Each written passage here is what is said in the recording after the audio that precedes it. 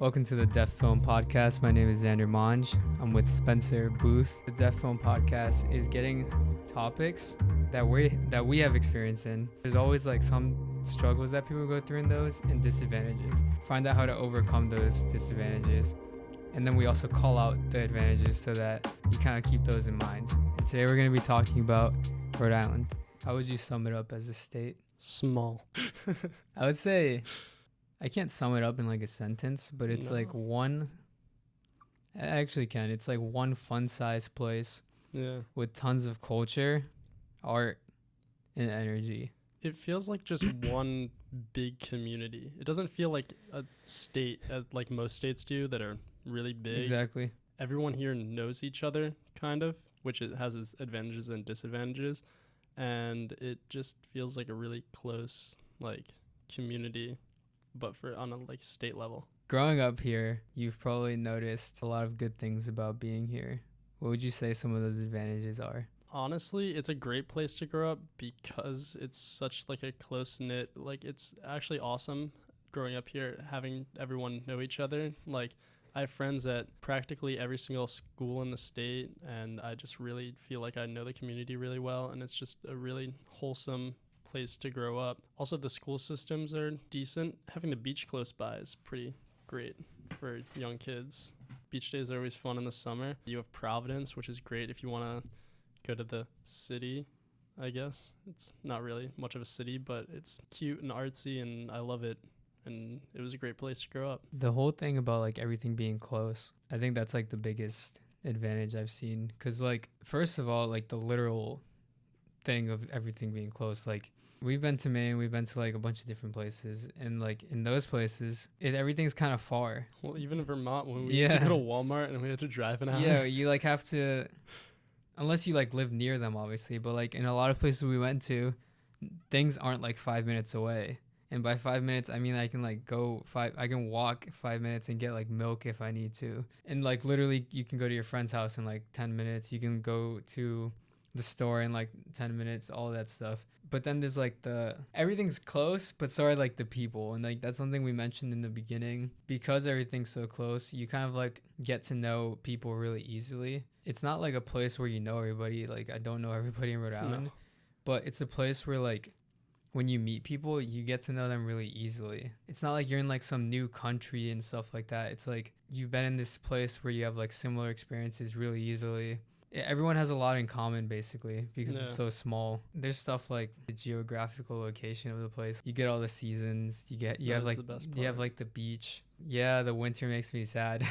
But like at the same time, I wouldn't want like summer the whole year long. Yeah, that just seems boring. Yeah, the culture, where like there's a lot of variety and diversity. Basically you meet like all types of people here. You really do. It's great for just meeting people of all different cultures. This doesn't sound true, but there's always things to do once you figure it out. And what I mean by that is like you kind of find like what to do on certain days.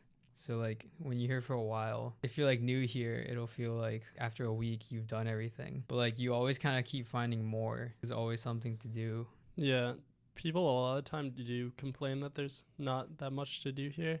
And I mean, in the winter, it's definitely worse just because in the summer, it's such a beautiful state. You can go outside and go in parks and go kayaking, go to the beach, like do a million different things. And in the winter, there's less to do, but there's still incredible food and museums and just amazing fun things to do. And you just got to like find it first. It's definitely not like you're in the middle of nowhere in like a small 150 person town. Like we have like everything. We've been here for a while. We've basically figured it out. If I wanted to like go have like a lot of fun right now, I could find a place in like, I don't know, like 20 minutes. There's people who don't know about Rhode Island, and something that they're facing right now is not knowing what to do.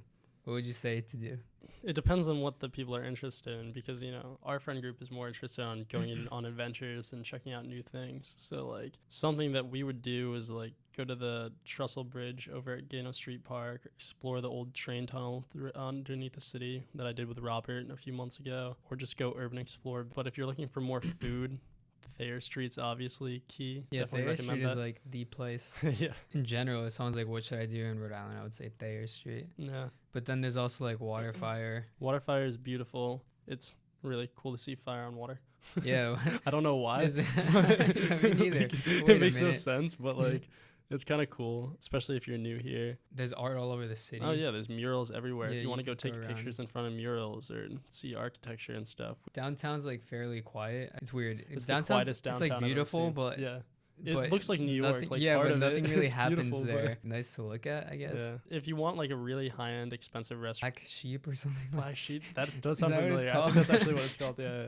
That place is good. There's a Like- lot of food. People love food. Like if you go to Federal Hill, you get incredible Italian food. But- Southside has actually some really Yeah. good food. There's Just gotta food- find it. It's yeah. like hole in the walls. It's super Yeah, weird. there's a lot of food. We just name really basic Rhode Island stuff. Like basically what we said is like saying In like, every single magazine ever. what would you say to people who have done all this stuff and are struggling to find stuff to do? I feel like we just go find new places. We just look for stuff constantly. Yeah, I would say like either explore or Because like the Use- amount of times I've been to like Newport or Jamestown Yeah. just to like explore like Fort Wetherill or like I would say find events. yeah. Because there's all this like Waterfly is one of many. There's like There's food truck events. there's like food truck events. There's like salsa nights, and you can find those on like Facebook. Like, Yeah. you just put like, or you can just you look. have to just like. I think look it's on for like the Rhode things. Island website too. Yeah.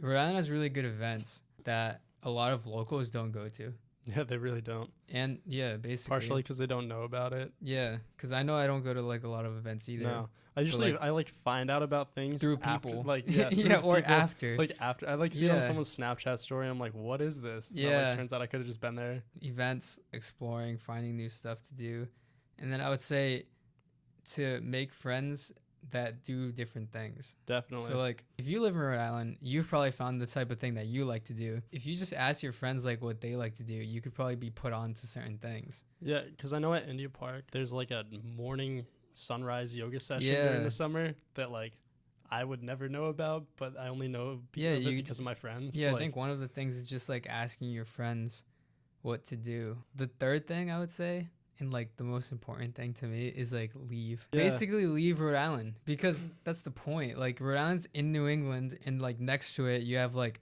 Boston, you have New York, which is like further, but mhm. like the state borders 20 minutes in any direction. Yeah, like you can't. that's like go hard while you're here and enjoy Yeah. everything. it's a place to live. But like you have like again, you have like Boston, New York. You can like go to Maine. You have like every type of vacation around you. From New York to Maine is Yeah.